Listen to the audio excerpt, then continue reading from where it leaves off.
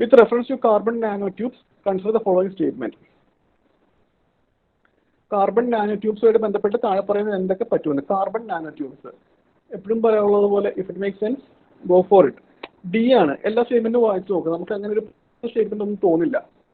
Drones ഉപയോഗിച്ച് എന്തൊക്കെ ചെയ്യാമെന്ന് എപ്പോഴും പറയാനുള്ള കാര്യം തന്നെ. വായിച്ചു നോക്കുമ്പം നമുക്കതൊന്നും എലിമിനേറ്റ് തോന്നില്ല. Experiment will employ a trio spacecraft flying in formation shape of an equilateral triangle that has side 1 million kilometer long, laser sharing between the craft. The experiment in question refers to അപ്പം ഈ ഒരു question കണ്ടപ്പോഴേക്കും new Horizons എന്താണെന്ന് എനിക്ക് അറിയാമായിരുന്നു. അപ്പം new horizon എന്ന് പറയുന്നത്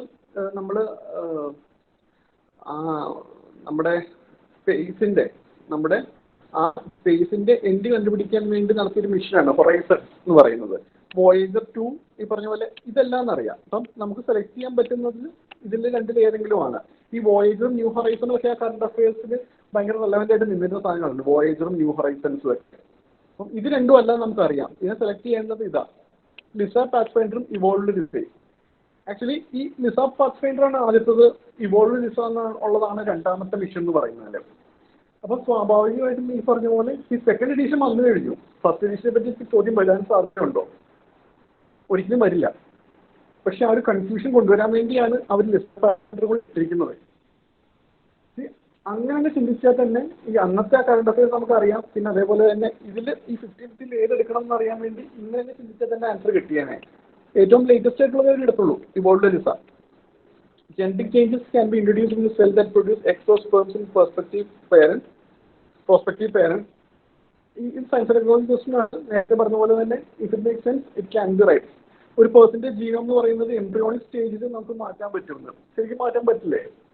നമ്മൾ ഈ അടുത്ത് എന്തോ മസിൽ എൻസഫാലിറ്റിസ് എന്നൊക്കെ പറയുന്ന രോഗം ബാധിച്ച് 17 കോടി വേണമെന്നൊക്കെ പറയുന്ന കുട്ടികളെ നമ്മൾ കാണാറുള്ളൂ ഇപ്പോൾ മെസ്സേജ്. അപ്പോൾ അതിൻ്റെ അകത്ത് അവർ ചെയ്യുന്നതും അതൊരു ടെക്നോളജി ഉപയോഗിക്കുന്ന ഒരു മരുന്നാണത്. അവരുടെ ആ ഒരു ജനറ്റിക് ഘടന തന്നെ മാറ്റിയ രോഗം ഭേദമാക്കുന്നതാണ്. അതുകൊണ്ടാണ് അത് 3 വയസ്സിന് മുമ്പ് തന്നെ കൊടുക്കണമെന്ന് പറയുന്നത്. അപ്പോൾ പിന്നെ ഏർലി എംബ്രിയോണിക് സ്റ്റേജിൽ പറ്റുന്നൊരു കാര്യമായിരിക്കില്ലേ? ഒരു ചെറിയൊരു സാധനം കയറ്റിയാൽ തന്നെ അത് എഡിറ്റിംഗ് ആവും. ഏത് ജീനോം ചേഞ്ചും എഡിറ്റിംഗ് ആണ്. മനുഷ്യൻ്റെ ഇത്രയും പ്രായമുള്ള 2-3 വയസ്സുള്ള കുട്ടികളിൽ ചെയ്യാമെങ്കിൽ എംബ്രിയോണിക് സ്റ്റേജിൽ എന്തായാലും ചെയ്യാൻ പറ്റും. എന്തായാലും ഉണ്ട്. ഹ്യൂമൻ ഇൻഡ്യൂസ്ഡ് പ്ലൂറിപൊട്ടൻറ്റ് സ്റ്റെം സെൽസ് പിഗിൻ്റെ എംബ്രിയോയിൽ കുത്തിവെക്കാൻ പറ്റുന്ന. നേരത്തെ പറഞ്ഞ പോലെ അത് സ്പെസിഫിക് ആയിട്ട് അറിയാം, അത് തെറ്റാണെന്നുണ്ടെങ്കിൽ നമുക്ക് തെറ്റിടാം. അല്ലാന്നുണ്ടെങ്കിൽ ഗോ ബൈ കോമൺ ലോജിക്. ഇപ്പം പലരും ചെയ്യുന്നുണ്ട്. ഈവൻ ഹാർട്ട് പോലും ഇന്റർസ്പീഷ്യസിൽ ട്രാൻസ്ഫർ ചെയ്യുന്നുണ്ട്. പിന്നെയാണ് കുറച്ച് സ്റ്റെം സെൽസ്. ഡി ആണ് ആൻസർ. ന്യൂമോകോക്കൽ കോൺജുഗേറ്റ് വാക്സിന് ഈ താഴെ പറയുന്ന സ്റ്റേറ്റ്മെന്റ് വായിച്ചു. Vaccine has no side effect and has no allergic reaction. Statement ആണ്. ഒരു പാരസെറ്റമോൾ കഴിച്ചപ്പോൾ 1,00,000 പേരിൽ ഒരാൾക്ക് ഇഷ്യൂസ് ഉണ്ടാവും, ഭയങ്കരമായിട്ടുള്ള അഡ്വേഴ്സ് ആയിട്ടുള്ള അലർജി ഉണ്ടാവും. അപ്പോൾ പിന്നെ എങ്ങനെയാണ് പറയുന്നത് ഒരു കോക്കൽ കോൺജുഗേറ്റ് വാക്സിന് ഒരു അഡ്വേഴ്സ് എഫക്റ്റീവ് ഇല്ല? അപ്പം 3 പോട്ടെ, ബാക്കിയുള്ള 2 ഒന്ന് എന്തായാലും ഉണ്ട്. 2 വായിച്ചു നോക്കാം. Dependence on antibiotics are not effective bacteria can be reduced. വളരെ ഒരു സെൻസിബിൾ സ്റ്റേറ്റ്മെന്റ് അത്. ഡ്രഗ് റെസിസ്റ്റൻസ് ബാക്ടീരിയ പോലുള്ള സാധനങ്ങളുടെ ഇഷ്യൂസ് നമുക്ക് കുറയ്ക്കാൻ പറ്റുമെന്ന്. ബി ആണ് answer. 56 public key infrastructure. Public key infrastructure നമുക്ക് എഴുതാം പബ്ലിക് കീ ഇൻഫ്രാസ്ട്രക്ചർ. അത് ഡിജിറ്റൽ സെക്യൂരിറ്റി ഇൻഫ്രാസ്ട്രക്ചർ ആണ്. പക്ഷേ ഒരു കൺഫ്യൂഷൻ തോന്നാം അവിടെ ഇരിക്കുമ്പോഴേ. അപ്പോൾ അതിൻ്റെ അകത്ത് ഏറ്റവും ഹൈലൈറ്റ് എന്ന് പറയുന്നത് ടെലികമ്മ്യൂണിക്കേഷനും ട്രാൻസ്പോർട്ടേഷനും, റോഡും ഫോൺ നെറ്റ്വർക്ക്, സ്കൂളും എഡ്യൂക്കേഷനും. ഇങ്ങനെ ഈ ഡൈവേഴ്സ് മിനിസ്ട്രീസിൻ്റെ അത് അവർ വെറുതെ റാൻഡമായിട്ട് എടുത്ത് വെച്ചിരിക്കുന്നതാണ് പബ്ലിക് കീ ഇൻഫ്രാസ്ട്രക്ചർ. അപ്പോൾ കീ ഇൻഫ്രാസ്ട്രക്ചർ എന്ന് പറയുന്നത് തന്നെ actually it pertains to a key area. Public key infrastructure ഇതേപോലെ മൾട്ടിപ്പിൾ ഏരിയാസ് അതവർ വെറുതെ വരുന്നതാണ്.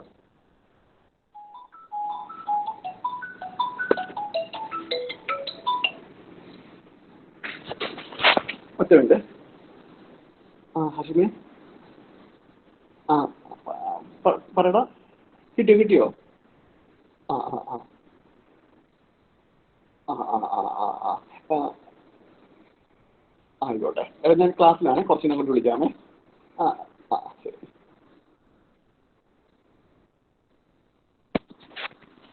ആ food security infrastructure, public infrastructure. Food security എടുക്കണോ ഡിജിറ്റൽ സെക്യൂരിറ്റി എടുക്കണോ എന്നുള്ളതായിരിക്കും നിങ്ങളുടെ മുന്നിലുള്ള ചോദ്യം. അത് ഈ പറഞ്ഞ പോലെ ഏതാണ് ഏറ്റവും ഉണ്ടാവാൻ സാധ്യത എന്നുള്ളത്. ഇപ്പം പബ്ലിക് കീ എന്ന് പറയുന്നത് നമ്മൾ ആ ഡിജിറ്റൽ സിഗ്നേച്ചറുമായിട്ടൊക്കെ ബന്ധപ്പെട്ട് ഒരുപാട് കേൾക്കുന്ന സാധനമാണ്. അങ്ങനെ ഒരു വരാൻ സാധ്യത കൂടുതൽ എ ആണെന്ന് തോന്നുവാണെങ്കിൽ അതെടുക്കാം, ഇല്ലാന്നുണ്ടെങ്കിൽ ബി എടുക്കാം, തെറ്റുന്നേ ഉള്ളൂ. പക്ഷെ നേരത്തെ പറഞ്ഞ പോലെ ആ ഒരു അപ്രോച്ച് കറക്റ്റ് ആയി കഴിഞ്ഞാൽ 100 ചോദ്യം എഴുതി കഴിയുമ്പോഴേക്കും നെറ്റ് ഒരു 130 മാർക്ക് എന്തായാലും നിങ്ങൾക്ക് കിട്ടിയിരിക്കും, ഇങ്ങനെ കുറച്ചുകൂടി തെറ്റിയാൽ പോലും. ആൻസർ എ ആണ്. Which of the following statements are correct regarding to the general difference between plant and animal cell? Plant cells do not have plasma membrane unlike animal cells which do. അതാണ് തെറ്റ്. 1 and 3 ആണ് answer. അത് എനിക്ക് പ്രത്യേകിച്ചും പറയാനില്ല. അത് കൃത്യമായിട്ട് അറിഞ്ഞില്ലെങ്കിൽ തെറ്റും. അതിന് വേണ്ടി ഇന്ന് പഠിക്കുന്നത് അത് വെറുത്തല്ല. ഇനി ഒരു 10 വർഷം കഴിഞ്ഞിട്ട് ഈ പാർട്ടിയിൽ ഒരു ചോദ്യം വരത്തുള്ളൂ. Which of the following are the reasons for exposure to benzene pollution? Benzene pollution താഴെ പറഞ്ഞ ഏതൊക്കെ കാര്യങ്ങളിൽ നിന്ന് സംഭവിക്കാമെന്ന് നമ്മൾ നേരത്തെ കണ്ടിരുന്ന ഓർഗാനിക് വേസ്റ്റിന്റെ കമ്പഷനിൽ പോലും ബെൻസിൻ ഉണ്ടാകുന്നുണ്ടെന്നാണ് പറയുന്നത്. കാരണം എന്ന് പറഞ്ഞു കഴിഞ്ഞാൽ അത്ര മിനിസ്ക്യൂൾ ആയിട്ടുള്ള ഒരു സാധനം മോളിക്യൂൾ ഉണ്ടെങ്കിൽ പോലും അവരത് ഉണ്ടെന്നാണ് എടുക്കുന്നത്. അപ്പോൾ ഈ പറഞ്ഞ പോലെ എല്ലാത്തിലും എല്ലാം ഉണ്ടാവാൻ തന്നെയാണ് സാധ്യത. ഡി ആണ് answer. If another global financial crisis happens in the near future, which one of the following policies are more likely to give some immunity to India? ഒരു ഗ്ലോബൽ ഫിനാൻഷ്യൽ ക്രൈസിസ് ഉണ്ടായി കഴിഞ്ഞാൽ ഭാവി ഉണ്ടായി കഴിഞ്ഞാൽ താഴെ പറയുന്ന ഏതൊക്കെ കാര്യങ്ങൾ ചെയ്യുന്നതായിരിക്കും നമുക്കൊരു ഇമ്മ്യൂണിറ്റി കിട്ടുന്നതെന്ന്. Opening up to more foreign ബാങ്കുകൾ. ഇപ്പം നമുക്ക് ഇമ്മ്യൂണിറ്റി കിട്ടണമെങ്കിൽ ഗ്ലോബൽ ലെവലിൽ ഒരു ഫിനാൻഷ്യൽ ക്രൈസിസ് നടക്കുമ്പോൾ നമുക്ക് ഇമ്മ്യൂണിറ്റി കിട്ടണമെങ്കിൽ നമ്മൾ ലാർജർ വേൾഡ് എക്കോണമി ആയിട്ട് ഐസൊലേറ്റഡ് ആയിട്ടിരിക്കണം, എങ്കിൽ മാത്രമേ നമുക്ക് കിട്ടത്തുള്ളൂ. അങ്ങനെ ഒന്ന് ചിന്തിച്ച് നോക്കിയേ. കൂടുതൽ ബാങ്കുകൾ വരുമ്പോൾ എന്ന് പറയുമ്പോഴേക്കും നമ്മുടെ ആ ഇന്റർനാഷണൽ എക്സ്പോഷർ എന്ന് പറയുന്ന സാധനം കൂടുതലാണ്. അപ്പോൾ 2 എന്തായാലും വരില്ല. 1 എടുക്കണോ 3 എടുക്കണോ. ഫുൾ ക്യാപിറ്റൽ അക്കൗണ്ട് കൺവേർട്ടബിലിറ്റി എന്ന് പറയുമ്പോഴേക്കും പിന്നെയും ആ ഒരു എന്താ പറയുക ഒരു വോളറ്റിലിറ്റി കൂടുകയാണ്. പെട്ടെന്ന് തന്നെ നമുക്ക് നമ്മുടെ പൈസ ബാക്കി കറൻസിയിലേക്ക് മാറ്റിക്കൊണ്ട് അവർക്ക് പോകാനായിട്ട് പറ്റും. അങ്ങനെ വരുമ്പോഴേക്കും പിന്നെയും വോളറ്റിലിറ്റി കൂട്ടുക.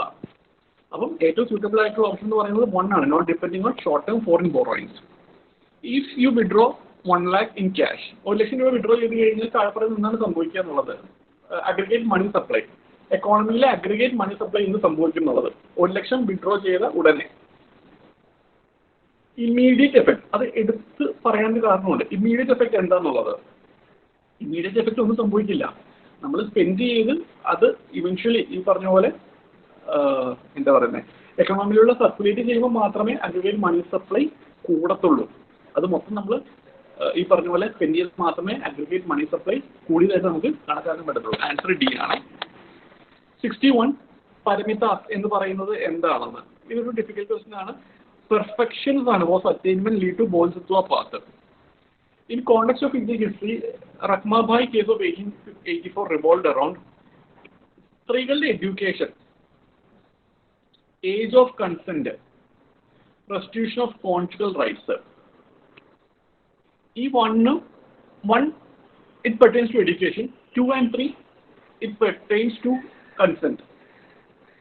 കോൺജുഗലും കൺസെന്റ് റൈറ്റ്സുമായിട്ട് ബന്ധപ്പെട്ടതാണ്. ആക്ച്വലി രണ്ടും ഡിഫറെൻ്റ് ആയിട്ടുള്ള ഏരിയാസ് ആണ്. അപ്പം എയ്തർ 1 only അല്ലെങ്കിൽ 2 and 3 only അതിനുള്ള സാധ്യതയാണ് കൂടുതൽ. ഒന്ന് ആലോചിച്ചേ, വിദ്യാഭ്യാസം വേണം, അതേപോലെ തന്നെ age of consent, marriage age പോലും അല്ല, ഈ കോൺജുഗൽ റൈറ്റ്സിന്റെ കാര്യവും പറയുന്നുണ്ട്. അപ്പം ഇതെല്ലാം ഒരുമിച്ച് വരാൻ വേണ്ടി സാധ്യത എന്ന് പറഞ്ഞാൽ വളരെ വിദൂരമാണ്. അപ്പം 1 only 2 and 3 only ആണ് വരേണ്ടത്. ഇതിനകത്തുള്ളത് 2 and 3 only ആണ്. പിന്നെ ഈ പറഞ്ഞ പോലെ ഞാൻ എപ്പോഴും പറയാറുള്ളത് പോലെ ഒരു എക്സ്ട്രീം സെനാരിയോട് ഒരു ഭയങ്കര ട്വിസ്റ്റ് വരാം, 1, 2 and 3 വരാം. പക്ഷേ അത് എക്സെപ്ഷൻസ് ആയിരിക്കും, അത് റൂളായിരിക്കില്ല, എക്സെപ്ഷൻസ് ആയിരിക്കും. അങ്ങനെ ഭക്ഷണം തെറ്റുകയും ചെയ്യും.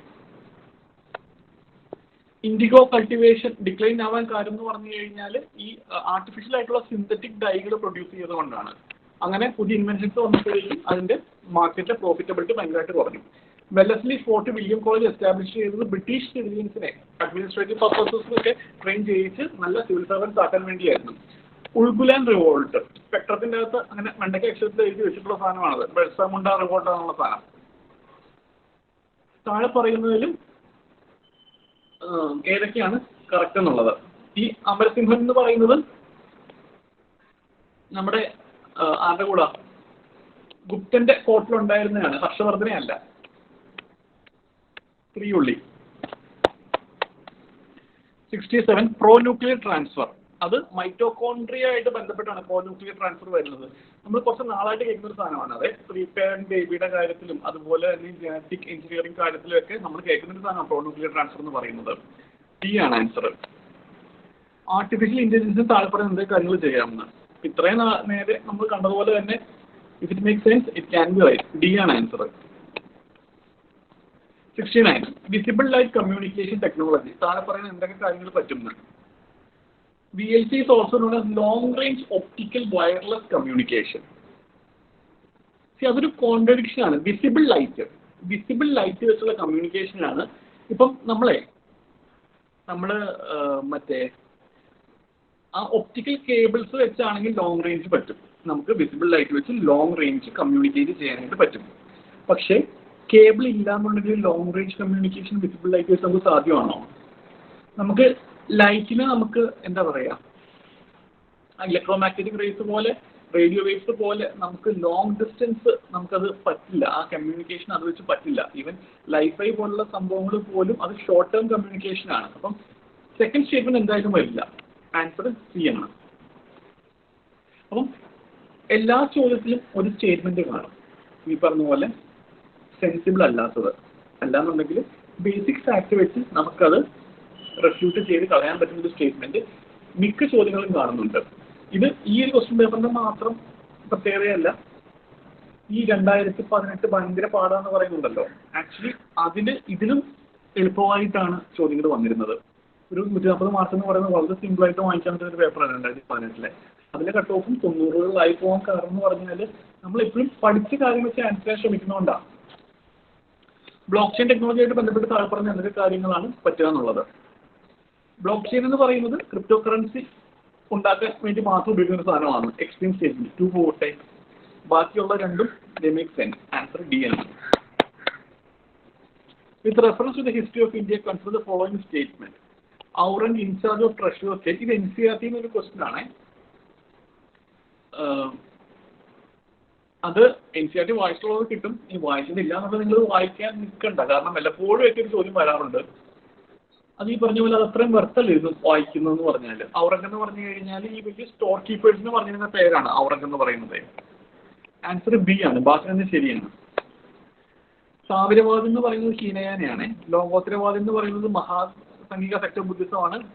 ഡേറ്റിഫിക്കേഷൻ ഓഫ് ബുദ്ധ എന്ന് പറയുന്നത് മഹായാന ബുദ്ധിസ്റ്റുകൾ ചെയ്തിരുന്നതാണ്. അതൊരു ഡിഫിക്കൽട്ട് ക്വസ്റ്റ്യൻ ആണ്. അറിയാമെങ്കിൽ ആൻസർ ചെയ്യാവുന്നേ ഉള്ളൂ. താഴെ പറയുന്ന എന്തൊക്കെ കാര്യങ്ങളാണ് ഫസ്റ്റ് ഹാഫ് ഓഫ് 19th സെഞ്ച്വറിയിൽ സംഭവിച്ചതെന്ന്. ഇപ്പം റെയിൽവേ ലൈൻസ് പറഞ്ഞാൽ 1954 പിന്നെ അതേപോലെ തന്നെ ടെക്സ്റ്റൈൽസ് ഒക്കെ ഇൻട്രൊഡ്യൂസ് ചെയ്തത് 1854 1853 ആ ടൈമിലൊക്കെയാണ്. Heavy duties for impose on the importers British manufacturers. Indian handicrafts were ruined. അപ്പം ഇതിൻ്റെ അത് ഏറ്റവും സിമ്പിൾ ആയിട്ടുള്ള സാധനം എന്ന് പറഞ്ഞാൽ എ ആണ്. ഇൻഡസ്ട്രിയൽ റെവല്യൂഷന്റെ ഇമ്പാക്ട് ഇന്ത്യ അനുഭവിച്ചത് എ ആണ്. ഇന്ത്യൻ ഹാൻഡിക്രാഫ്റ്റ് സെക്ടർ ഇല്ലാതായതാണ്. ഇത് ഈ പാലാസിന് ശേഷമാണ് പ്രതിഹാരാസും പിന്നെ അതുപോലെ തന്നെ ഈ ചോളാസും വരുന്നത്. ആൻസർ സി ആണ്. അതും നമുക്കൊരു ടൈം ലൈൻ കൃത്യമായിട്ട് അറിയാമെന്നുണ്ടെങ്കിൽ എഴുതാവുന്നേ ഉള്ളൂ. ഹുണ്ടി എന്ന് പറഞ്ഞു കഴിഞ്ഞാൽ അതൊരു ബിൽ ഓഫ് എക്സ്ചേഞ്ച് ആണ്. അപ്പോൾ നമുക്ക് പേയ്മെന്റ് കൊടുക്കണമെങ്കിൽ നമുക്ക് ആ ഈ ഇൻസ്ട്രുമെന്റ് ഹുണ്ടി എന്ന് പറയുന്ന ഇൻസ്ട്രുമെന്റ് കൊടുക്കാം. അത് കൊണ്ടുപോയി കൊടുത്തു കഴിഞ്ഞാൽ പേയ്മെന്റ് കിട്ടും. ചെക്ക് പോലൊരു സാധനമാണ് ഈ ഹുണ്ടി എന്ന് പറയുന്നത്. ദേശീയ കഥ ആ 3 സ്റ്റേറ്റ്മെന്റുകൾ വായിച്ചു നോക്കുക. ഈ ദേശീയ കഥ എന്ന് പറയുന്നത് ബംഗാൾ രീതിയിലെ ഒരു സ്പെസിഫിക് കോണ്ടെക്സ്റ്റിൽ സെറ്റ് ചെയ്തിരിക്കുന്ന സാധനമാണ്. ഒരു എക്സ്ട്രീം സ്റ്റേറ്റ്മെന്റ് അത്. നാഷണൽ മൂവ്മെന്റ് നടക്കുന്ന സമയമാണ്. ഈ പറഞ്ഞ പോലെ ഭയങ്കര ഫേമസ് ആയിട്ടുള്ള ഒരു ബുക്കായിരിക്കും. അതുകൊണ്ടാണ് ചോദ്യം വന്നത്. അപ്പം അങ്ങനെയുള്ളൊരു ചോദ്യത്തിന് ഒരു സ്പെസിഫിക് റീജിയനിലെ മാത്രം വെച്ച് ഉള്ള ഒരു ബുക്കാണ് ദേശീയകഥ എന്നാണ് പറയുന്നത്. അപ്പം ആക്ച്വലി ഈ പറയുന്ന പോലെ ബംഗാൾ അന്നത്തെ ബംഗാൾ പോലും അല്ല ഇന്നത്തെ ബംഗാൾ. ഇപ്പം നമ്മൾ ഈ ബംഗാൾ എന്ന് പറയുമ്പോഴേക്കും ആ കോണ്ടെക്സ്റ്റിൽ നമുക്കത് പറയാൻ പോലും പറ്റില്ല. കാരണം ഒരുപാട് മാറ്റങ്ങൾ അവിടെ വന്നു കഴിഞ്ഞു. അപ്പം ഇങ്ങനെയുള്ള സ്റ്റേറ്റ്മെന്റുകൾ ആക്ച്വലി ഫ്ലാഗുകളാണ്. നമ്മൾ പിന്നെയും വായിക്കണം. അവർ ഉദ്ദേശിക്കുന്നത് അത് തന്നെയാണ്. 3 എലിമിനേറ്റ് ചെയ്യുമ്പോൾ നമുക്ക് ആൻസറിലേക്ക് എത്താൻ പറ്റണം എന്നുള്ളത്. ഇപ്പം ഇതിനകത്ത് പറയുന്നുണ്ട് ഇത് inspired the performance of swadeshis street plays and folk songs. അതേപോലെ തന്നെ കൊളോണിയൽ സ്റ്റേറ്റിന് എതിരെയായിരുന്നു അത് തീംഡെന്ന്. ഇത് രണ്ടും കാണിക്കുന്നത് greater possibility addressing the larger national issues. Gandhi impact താഴെ പറയുന്ന എന്തൊക്കെ കാര്യങ്ങളുണ്ട്? ഡയറക്റ്റ് ക്വസ്റ്റൻ ആണ്. ബി ആണ് ആൻസർ. വിട്ടൽ വിദ്വൻസെറ്റ് the first monthly journal to have untouchable people as its target audience was published by. നമ്മൾ അവിടെ നിന്ന് ആദ്യമായിട്ടായിരിക്കും സാധനം കേൾക്കുന്നത്. ഇതാദ്യമായിട്ടായിരിക്കും കേൾക്കുന്നത്. പക്ഷേ ഈ 3 പേരുടെയും നമ്മൾ കേട്ടിട്ടുണ്ട്. ജ്യോതിബ ഫൂലെ, ഗുലാംഗിർ, അതേപോലുള്ള ബുക്കുകൾ, മോഹൻദാസ് കരംചന്ദ് ഗാന്ധി, മറ്റേ ഇന്ത്യൻ ഒപ്പീനിയൻ പോലുള്ള മാഗസിൻസ്, ഭീംറാവു അംബേദ്കർ, ഇവർ 3 പേരെ പറ്റി നമ്മൾ പഠിച്ചിട്ടുണ്ട്. സ്പെക്ട്രം നമുക്ക് വൃത്തിയായിട്ട് അറിയാമെങ്കിൽ ഇവർ 3 പേര് എഴുതിയ ബുക്കും അതുപോലുള്ള കാര്യങ്ങളൊക്കെ നമുക്കറിയാം. അപ്പം ഇത്രയും കേൾക്കാത്തൊരു ബുക്കിന് കേൾക്കാത്ത ആളിടുന്നത് തന്നെ നല്ലത്. ഗോപാൽ ബാബ വാലങ്കർ. കുല്യബാബ ദ്രോണബാബ ഇതൊരു ഡിഫിക്കൽട്ട് ക്വസ്റ്റൻ ആണ്. പിന്നെ ഈ പറഞ്ഞ പോലെ വാപ്പ എന്ന് പറഞ്ഞാൽ ലാൻഡ് ആണെന്നാണ് എനിക്ക് തോന്നുന്നത്. അത് അറിയാമെങ്കിൽ എഴുതാമെന്നേ ഉള്ളൂ. തെറ്റിക്കാൻ നല്ലൊരു സാധ്യതയുണ്ട്. പിന്നെ അതേപോലെ തന്നെ classification of urban land, measurement of land, അങ്ങനെയൊക്കെ വളരെ ക്ലോസ് ആയിട്ടുള്ള ഓപ്ഷൻസും ഇതിനകത്ത് കൊടുത്തിട്ടുള്ളത് കൊണ്ട് നമുക്കത് പറയാൻ പറ്റില്ല. ശരിയാക്കാനുള്ള സാധ്യത വളരെ കുറവാണ്. മെഷർമെന്റ് ഓഫ് ലാൻഡ് എന്നാണ് കീഴിൽ തന്നിരിക്കുന്നത്. പിന്നെ റിലീജിയസ് സെക്റ്റിനെ കുറിച്ച് മറ്റേ നമ്മുടെ സ്വന്തം റിലീജിയനെ പ്രീണിപ്പിച്ച് ബാക്കിയുള്ളതിനെ ബ്ലെയിം ചെയ്ത് കഴിഞ്ഞാൽ അത് ശരിയല്ല എന്നാണ് ഇത് പറയുന്നത്. അങ്ങനെയുള്ളൊരു ഭയങ്കര ഒരു ഹൈറ്റൻഡ് സെക്യുലറിസം അന്ന് എക്സ്പ്രസ് ചെയ്തിരുന്നത് അശോകൻ മാത്രമേ ഉള്ളൂ. പാർലമെന്ററി സിസ്റ്റം ഓഫ് ഗവൺമെന്റ് എന്ന് പറഞ്ഞാൽ government is responsible to the parliament and can be removed by. Direct question ആണ്. Which part of the constitution declares the idea of welfare state? BPSP. Constitution of India defines its basic structure in terms of federalism, secularism, fundamental rights and democracy. Constitution of India provides for judicial review to safeguard. Constitution of India provides for judicial review, safeguard the citizens' liberties and to preserve the ideals on which Constitution is based. ഈ Constitution of India actually a judicial review Article 13 പറയുന്നുണ്ട്. ഈ പറഞ്ഞ പോലെ law കൃത്യമല്ലെങ്കിൽ അത് കളയാൻ പറ്റുമെന്ന്. പക്ഷേ basic structure define ചെയ്തിട്ടില്ല. Common agreement between Gandhism and Marxism എന്ന് പറയുന്നത് final goal of stateless society ആയിരുന്നേ. ബ്യൂറോക്രസി എന്ന് പറഞ്ഞു കഴിഞ്ഞാൽ it's an agency for the implementation of public policy. ബാക്കിയെല്ലാം ഭയങ്കര നാരോ ആണ്. പാർലമെന്ററി ഡെമോക്രസി സ്ട്രെങ്തൻ ചെയ്യാൻ, ഫെഡറലിസം സ്ട്രെങ്തൻ ചെയ്യാൻ, എക്കണോമിക് ഗ്രോത്തിന് വേണ്ടി അതൊക്കെ ഭയങ്കര നാരോ ആണ്. ഏറ്റവും വാലിഡ് ആയിട്ടുള്ള സ്റ്റേറ്റ്മെന്റ് എന്ന് പറഞ്ഞാൽ ഇംപ്ലിമെന്റേഷൻ ഓഫ് പബ്ലിക് പോളിസി എന്നുള്ളതാണ്. Preamble of Constitution of India is part of Constitution but has no legal effect independently of other parts. അതൊരു ഡയറക്റ്റ് ക്വസ്റ്റൻ ആണ്. Gold transit. സർ ഒരു മിനിറ്റ് പറഞ്ഞോ. സർ ഈ 86th preamble ക്വസ്റ്റനിൽ option എയും option ഡിയുടെയും വ്യത്യാസം, ആ വേർഡിന്റെ വ്യത്യാസം ഒന്ന് പറഞ്ഞുതരോ? Like option A part of the constitution but has no legal effect, A part of the constitution, പിന്നെ ഇൻഡിപെൻഡന്റ്ലി ഓഫ് അതർ പാർട്സ്. എനിക്ക് ആ സ്റ്റേറ്റ് ആ ഒരു ഫ്രേസിന്റെ ഇത് മനസ്സിലായില്ല. അതായത് preamble to the Constitution of India is a part of the Constitution but has no legal effect. Actually അത് സത്യമാണ്. സ്റ്റാച്യുട്ടറി അത് എന്താ പറയുക, അത് നമുക്ക് എന്താ പറയുക ജസ്റ്റിഷ്യബിൾ അല്ല, കൊണ്ടുപോയി കേസ് കൊടുക്കാൻ പറ്റില്ല. പക്ഷേ when compared with other parts of the Constitution actually അതിൻ്റെ അകത്തെ പല ക്ലോസുകളും ജസ്റ്റിഷ്യബിൾ ആണ്. ഇപ്പം ഉദാഹരണത്തിന് ഇപ്പം മറ്റേ sovereign socialist secular democratic republic, socialism അല്ല സെക്യുലറിസം എന്ന് പറഞ്ഞാൽ ഫണ്ടമെന്റൽ റൈറ്റ് പ്രൊവൈഡ് ചെയ്തിട്ടുണ്ട് 27 വരെയുള്ള ആർട്ടിക്കിളുകളാണ്. So when read with other part of the constitution actually അതിന് ലീഗൽ എഫക്ട് കിട്ടുമല്ലേ?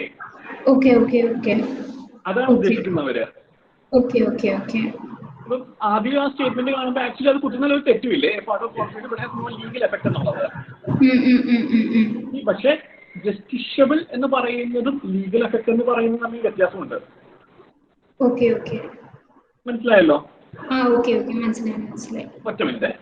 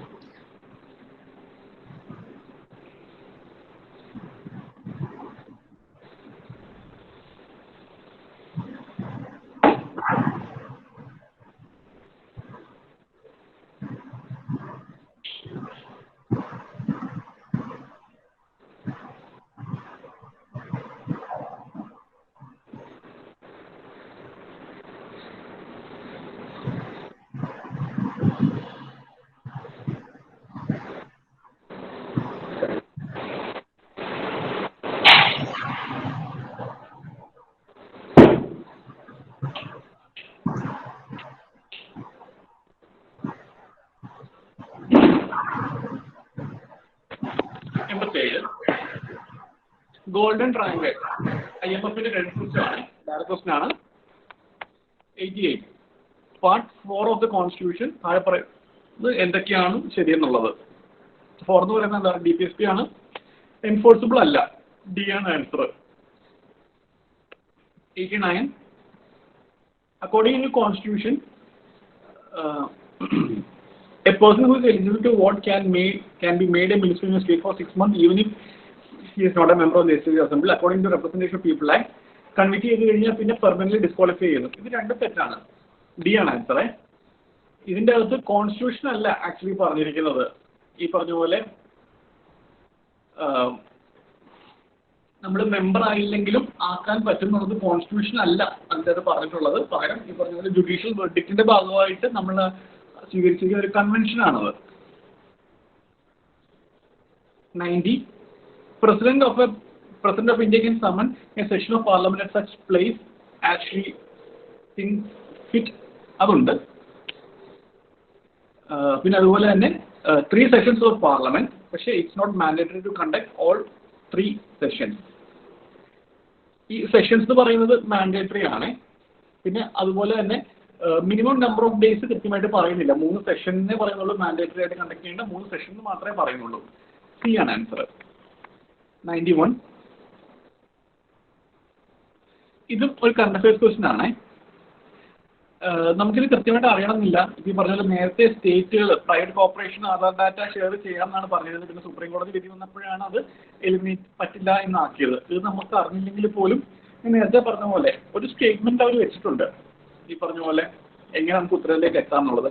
ഇൻഷുറൻസ് പ്രൊഡക്റ്റ്, അതായത് പ്രൈവറ്റും അതേപോലെ തന്നെ പബ്ലിക് സ്ഥാപനങ്ങളും ഒക്കെ കൊടുക്കുന്ന ഒരു സാധനമാണ് ഇൻഷുറൻസ് പ്രൊഡക്റ്റ്. അതൊരു കൊമോഡിറ്റിയാണ് ഇൻഷുറൻസ് പ്രൊഡക്റ്റ് എന്ന് പറയുന്നത്. ഹെൽത്ത് ഇൻഷുറൻസ് ഉണ്ട്, ലൈഫ് ഇൻഷുറൻസ് ഉണ്ട്, വെഹിക്കിൾ ഇൻഷുറൻസ് ഉണ്ട്, പല ഇൻഷുറൻസുകളുണ്ട്. അതെന്തായെന്ന് പോലും പറയാതെയാണ് അവർ പറയുന്നത് ആധാർ തന്നെ മാൻഡേറ്ററി ആണെന്ന്. 3 എന്തായാലും ഇല്ല, അതൊരു ബ്ലെൻഡറാണ് തന്നിരിക്കുന്നത്. 4 എന്തായാലും ഉണ്ട്. Aadhaar is mandatory for getting benefits funded out of consolidated fund of India എന്ന് മനസ്സിലാവും നമുക്ക്. 1 എടുക്കണോ 2 എടുക്കണോ? Aadhaar metadata cannot be stored for more than 3 months. State cannot enter into any contract with private corporations for sharing of Aadhaar data. Aadhaar metadata അത് 3 മാസത്തിൽ കൂടുതൽ store ചെയ്യാൻ പാടില്ല. അത് ഡിലീറ്റ് ചെയ്ത് കളയണം എന്നുള്ളത്. ഈവൻ ഡാറ്റ പോലും അല്ല, അതുമായിട്ട് ബന്ധപ്പെട്ട് വരുന്ന മെറ്റാഡാറ്റാസ് ആണ്. ഈ മെറ്റാഡാറ്റ എന്ന് പറഞ്ഞു കഴിഞ്ഞാൽ എപ്പോഴും നമ്മൾ ഈ സർവീസ് ഇംപ്രൂവ്മെന്റിന് വേണ്ടിയും അങ്ങനെയൊക്കെയുള്ള കാര്യങ്ങൾക്ക് വേണ്ടി എടുക്കുന്ന നോൺ സ്പെസിഫിക് ആയിട്ടുള്ള സബ്സിഡറി ഡാറ്റാസ് ആണ്. അപ്പോൾ അത് 3 മാസം കൂടുമ്പോൾ എലിമിനേറ്റ് ചെയ്യുമെന്ന് പറഞ്ഞു കഴിഞ്ഞാൽ it doesn't make any sense. അതുകൊണ്ട് ബി ആണ് answer. 92 Rajya Sabha has equal powers with respect to amending the constitution. NBLAT scheme. അത് ഈ തേർഡ് സ്റ്റേറ്റ്മെന്റ് മാത്രമേ ഉള്ളൂ തെറ്റ്. Sanctioned on an yearly basis and unused funds cannot be carried forward to the next year. അത് carry forward ആവും, lapse ആവത്തില്ല. അതാണ് NBLAT നേരിടുന്ന ഏറ്റവും വലിയ ഇഷ്യൂ എന്ന് പറയുന്നത്. എല്ലാവരും പറയുന്നത് വേസ്റ്റേജ് ആണെന്നൊക്കെ പറഞ്ഞ് ഒരുപാട് ഇഷ്യൂസ് വരാൻ കാര്യം അത് ലാപ്സബിൾ അല്ലാത്തത് കൊണ്ടാണ്. അത് കറണ്ട് അഫയേഴ്സുമായിട്ട് ബന്ധപ്പെട്ട് നമ്മൾ ഇടയ്ക്കിടയ്ക്ക് കേൾക്കാനുള്ള സാധനമാണ്. Fundamental rights incorporate protection against untouchability as a form of discrimination. താഴെ പറയുന്ന ഏതില്ല? റൈറ്റ് ടു ഇക്വാലിറ്റി ആണ്. In India, separation of judiciary from executive is enjoined by directive principle of state policy ആണ്. സെപ്പറേഷൻ ഓഫ് ജുഡീഷ്യറിയും എക്സിക്യൂട്ടീവ് അത് direct ആയിട്ട് എടുത്തു പറയുന്ന സാധനം എന്ന് പറഞ്ഞു കഴിഞ്ഞാൽ ഡയറക്റ്റീവ് പ്രിൻസിപ്പിൾ ഓഫ് സ്റ്റേറ്റ് പോളിസിക്കകത്താണ് പറയുന്നത്. പിന്നെ 96 ഈ ബഡ്ജറ്റിന്റെ കൂടെ മാക്രോ എക്കണോമിക് ഫ്രെയിംവർക്കുകളൊക്കെ വെക്കുന്നത് കോൺസ്റ്റിറ്റ്യൂഷണൽ സെപ്പറേറ്റ് ചെയ്ത് പറഞ്ഞിട്ടില്ല. അത് ബഡ്ജറ്റ് മാനേജ്മെന്റ് ആയി 2003 പ്രകാരമാണ് അത് ചെയ്യുന്നത്. കോൺസ്റ്റിറ്റ്യൂഷണൽ ഗവൺമെന്റ് എന്ന് പറഞ്ഞാൽ ബേസിക്കലി അതൊരു ലിമിറ്റഡ് ഗവൺമെന്റ് ആണ്. ആ കോൺസ്റ്റിറ്റ്യൂഷനെ ഈ പറഞ്ഞ പോലെ കോൺസ്റ്റിറ്റ്യൂഷന്റെ മുകളിലേക്ക് അവർക്ക് പ്രവർത്തിക്കാൻ പറ്റില്ല. കോൺസ്റ്റിറ്റ്യൂഷണൽ ഗവൺമെന്റിന് പാർലമെന്റ് അമെൻഡ് ചെയ്ത് മാറ്റി അതിനനുസരിച്ചായിട്ട് ഗവൺമെന്റിന് പോകാം. പക്ഷേ they are bounded by the larger borders drawn by constitution. അതാണ് കോൺസ്റ്റിറ്റ്യൂഷണൽ ഗവൺമെന്റ്. 98 താഴെ പറയുന്ന ഏതൊക്കെ പ്രൊവിഷൻസ് ആണ് യൂണിവേഴ്സൽ ഡിക്ലറേഷൻ ഓഫ് ഹ്യൂമൻ റൈറ്റ്സിൻ്റെ അകത്തുള്ളത്? ഡി ആണ്. ഈ യൂണിവേഴ്സൽ ഡിക്ലറേഷൻ ഓഫ് ഹ്യൂമൻ റൈറ്റ്സിനകത്ത് ഇഷ്ടംപോലെ സാധനങ്ങളുണ്ട്. പിന്നെ അതേപോലെ തന്നെ ആ ചോദ്യം ചോദിച്ചിരിക്കുന്നത് ഇറ്റ് റിഫ്ലക്ട്സ് എന്നാ, അതായത് എക്സ്പ്ലിസിറ്റ്ലി സ്റ്റേറ്റഡ് എന്ന് പോലും അല്ല, അതേ സാധനം പറഞ്ഞിട്ടുണ്ടോന്ന് പോലും അല്ല. താഴെ പറയുന്ന ഏതൊക്കെയാണ് ആ ഒരു പ്രിൻസിപ്പിളിനെ റിഫ്ലക്ട് ചെയ്യുന്നത്, ആ ഒരു ഐഡിയൽസിനെ റിഫ്ലക്ട് ചെയ്യുന്നത്. അതെന്തും ആവാം. ആക്ച്വലി ഡി ആണ്. Legal service authority provide free legal service to which of the following type of citizen. ഇതിന് ഉത്തരം എനിക്ക് അറിയത്തില്ല. ഇത് പലയിടത്തും പല സ്ഥാനമാണ് കിടക്കുന്നത്. ആക്ച്വലി അത് സ്റ്റേറ്റുകൾക്ക് തീരുമാനിക്കാം എന്നാണ്. ഡൽഹി ഗവൺമെന്റ് ട്രാൻസ്ജെൻഡേഴ്സിന് annual income less than 2 lakh വെച്ചിട്ടുണ്ട്. പക്ഷെ ബാക്കിയുള്ള ഗവൺമെന്റുകൾ വെച്ചിട്ടില്ല. കേരള ഗവൺമെന്റ് ഇൻകം ലിമിറ്റേ വെച്ചിട്ടില്ല. അപ്പം അതെനിക്ക് ഉത്തരം എന്താണെന്ന് അറിയില്ല. Alma Ata declaration health care ആണ്. ഹേഗ് കൺവെൻഷൻ എന്ന് പറയുന്നത് ചൈൽഡ് റൈറ്റ്സ് ആണ്. തലനോവ ക്ലൈമറ്റ് ചേഞ്ച്, അണ്ടർ പൊല്യൂഷനും ക്ലൈമറ്റ് ചേഞ്ച് 2050 ആകുമ്പോഴേക്കും 0 കാർബൺ എത്തിക്കുക എന്നുള്ളതാണ് അതിന്റെ ഉദ്ദേശം. കറണ്ട് അഫയേഴ്സ് ആണ്. ആൻസർ സി ആണ്, 1 and 3 ഉള്ളി. എന്തെങ്കിലും ഡൗട്ട്സ് ഉണ്ടോ ഇത്രയും പറഞ്ഞതിൽ?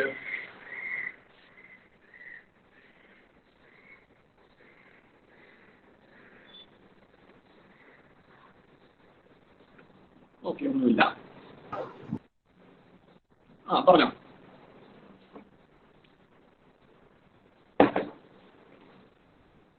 (2019) ബാക്കിയുള്ളത്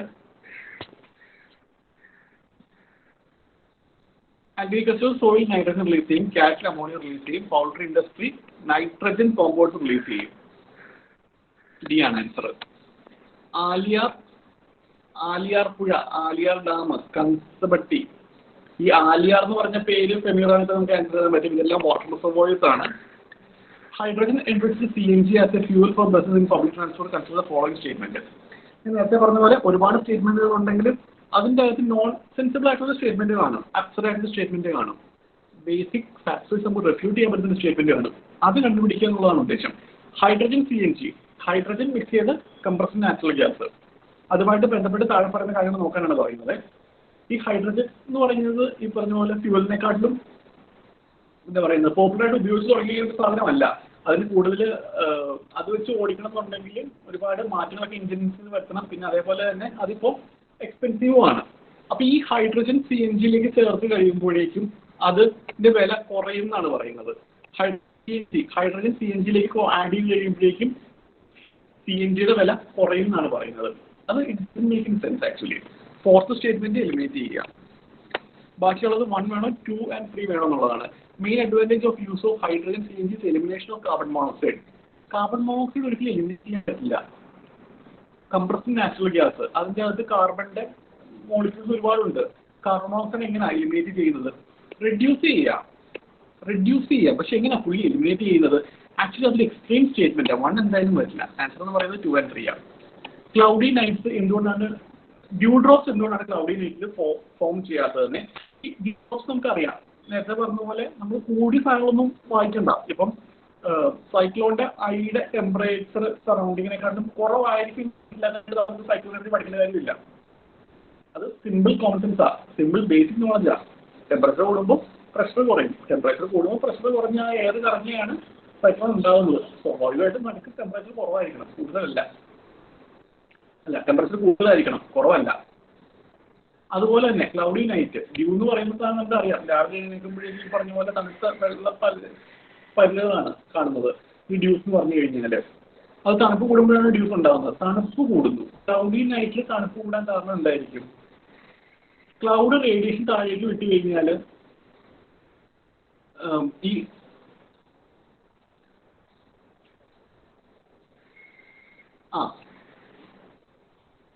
how are dew drops not formed on a cloudy night എന്നാണ് ചോദിക്കുന്നത്. എന്തുകൊണ്ടായിരിക്കും ഫോം ചെയ്യാത്തതെന്ന്. അപ്പം ഈ പറഞ്ഞ പോലെ തണുപ്പ് കൂടുമ്പോഴാണ് ഡ്യൂ ഡ്രോപ്സ് ഉണ്ടാകുന്നത്. Clouds absorb the radiation released from earth surface. Earth സർഫസിൽ നിന്നുള്ള റേഡിയേഷൻ ക്ലൗഡ്സ് അബ്സോർബ് ചെയ്യുമ്പോഴേക്കും ആക്ച്വലി എർത്തിന്റെ സർഫസ് തണുക്കുകയാണ്. അപ്പോൾ തണുപ്പ് കൂടുമ്പോൾ ഡ്യൂ ഡ്രോപ്സ് ഉണ്ടാവാം. Earth surface would have low temperature on cloudy night. Cloud ഉള്ളപ്പോൾ എർത്തിന്റെ ടെമ്പറേച്ചർ കുറവാണ്. അത് കുറവോ കൂടുതലോ ആയിക്കോട്ടെ, പക്ഷേ ഈ പറഞ്ഞ പോലെ ലോ ടെമ്പറേച്ചർ വരുമ്പോൾ ആക്ച്വലി ഡ്യൂ ഡ്രോപ്സിന്റെ ഫോർമേഷൻ ഹെൽപ്പ് ചെയ്യുകയാണ് ചെയ്യുന്നത്. അപ്പം അത് സീയും അല്ല. Clouds deflect blowing wind to ground level. Clouds അടിക്കുന്ന കാറ്റിനെ ഡിഫ്ലക്ട് ചെയ്ത് താഴേക്ക് വിടുന്നു. ആക്ച്വലി അത് ഭയങ്കര അപ്സെറ്റ് ആയിട്ടുള്ള സ്റ്റേറ്റ്മെന്റ്. ആൻസർ ബി ആണ്. Clouds reflect back their radiation. Radiation reflect ചെയ്യുമ്പോഴേക്കും ആക്ച്വലി ആ റേഡിയേഷൻ തിരിച്ചു വരുന്നതുകൊണ്ട് ചൂടാവുന്നതാണ്. 44th Amendment to the Constitution of India introduced an article placing election of Prime Minister beyond judicial review. Actually, ഒരു ഇലക്ഷനും beyond judicial review അല്ല, മണ്ണില്ല. Supreme court to constitution, നമ്മുടെ INGAC ഉണ്ടല്ലോ, അതായിരുന്നു.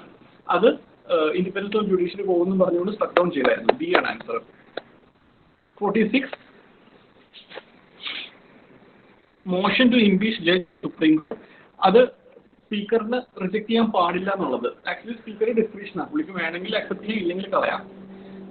India defines and gives details of what constitutes incapacity and freedom എന്താണ് കോൺസ്റ്റിറ്റ്യൂഷനിൽ define ചെയ്തിട്ടുണ്ടെന്ന്. രണ്ടുമില്ല, 1ഉം 2ഉം പോട്ടെ. 3 ഉണ്ട്, 4 actually ഇത് ഒരു ഡയറക്ഷനാണ്. ഇംപീച്ച്മെന്റ് ഫോർ ഇതുപോലെ സ്പെഷ്യൽ മജോറിറ്റി വേണമെന്നുള്ള കേസാണ് അതിൻ്റെ അത് കാണിക്കുന്നത്. 3 ആണ് ആൻസർ. 9th ഷെഡ്യൂള് ഇൻട്രൊഡ്യൂസ് ചെയ്യുന്നത് ജവഹർലാൽ നെഹ്റു ആണ്. ലാൻഡ് റിഫോംസും അതേപോലുള്ള കാര്യങ്ങളൊക്കെ beyond immunity to give judicial immunity അതിനുവേണ്ടിയാണ് ആൻസർ റിഡ്യൂസ് ചെയ്തത്. ജവഹർലാൽ നെഹ്റു ആയിരുന്നു.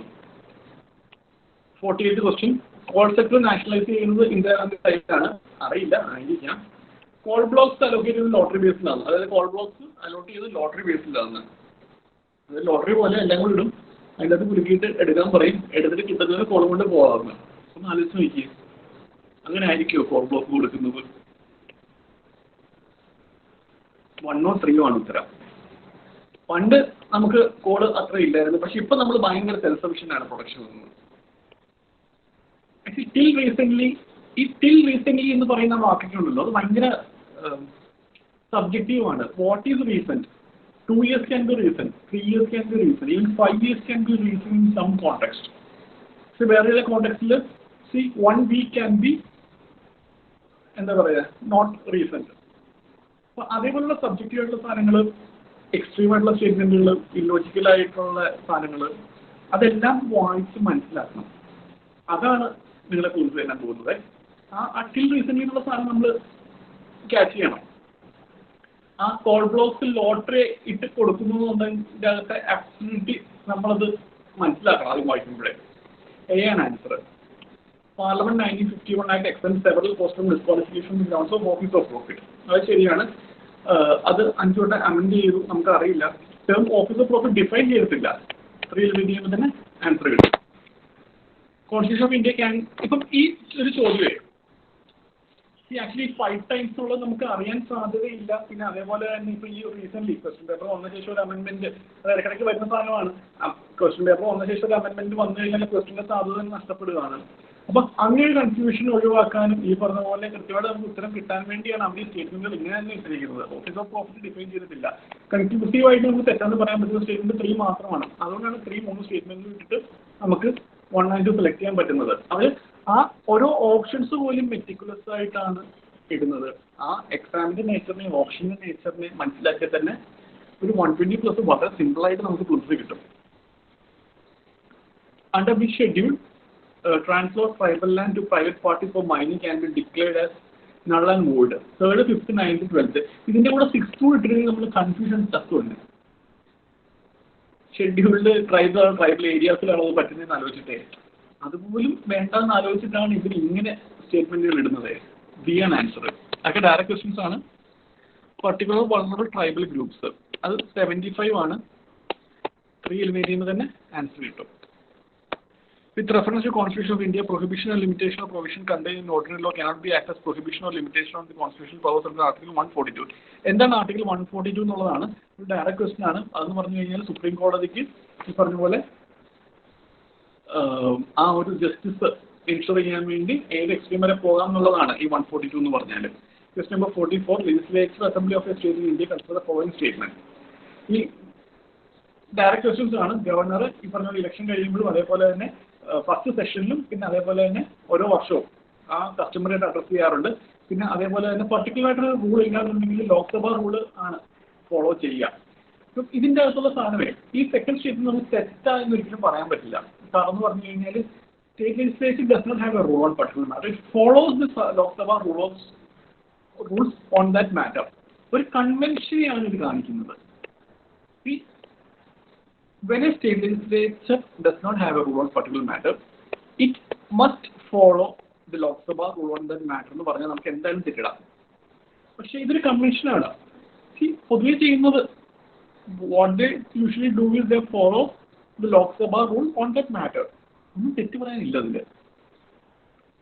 അറിയാത്തൊരു ഏരിയ വന്നു കഴിഞ്ഞാൽ ഒരു നോക്കാനുള്ളൊരു പ്രസംഗം എന്ന് പറഞ്ഞു കഴിഞ്ഞാൽ ലോക്സഭ മാത്രമാണ്. അപ്പോൾ വളരെ സ്വാഭാവികമാണ് അത് ചെയ്യാന്നുള്ളത്. Answer C.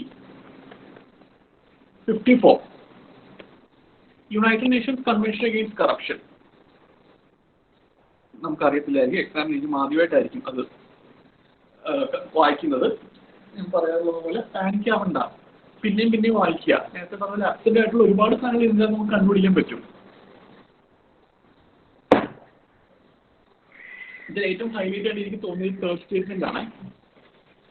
അതായത് ഈ United Nations convention against transnational organised crime, transnational organised ക്രൈമിനെ പറ്റിയുള്ള കൺവെൻഷൻ അവരൊരു സ്പെസിഫിക് ചാപ്റ്റർ ഉൾപ്പെടുത്തിയിട്ടുണ്ട്.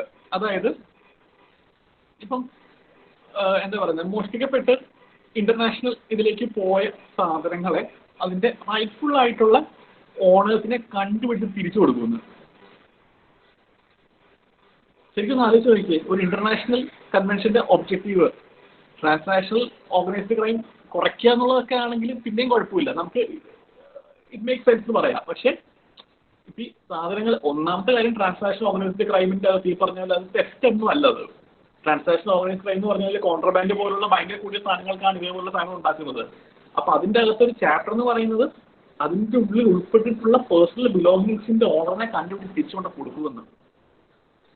അതൊരു ഭയങ്കര എക്സ്ട്രീം സ്റ്റേറ്റ്മെന്റ് ആണ്, ഒരു റെഫറൻസ് സ്റ്റേറ്റ്മെന്റുമാണ്. അവരുദ്ദേശിക്കുന്നത് അത് തന്നെയാണ്, നമ്മൾ അതൊന്ന് ഐഡന്റിഫൈ ചെയ്യുക എന്നുള്ളത്. Consider the following statement. As per recent amendment to Indian Forest Act 1927, forest dwellers have the right to sell bamboos grown on forest areas. ഇതൊരു സ്പെസിഫിക് കറന്റ് ക്വസ്റ്റൻ ആണ്, കൃത്യമായിട്ട് അറിഞ്ഞില്ലെങ്കിൽ നമുക്ക് കിട്ടത്തില്ല.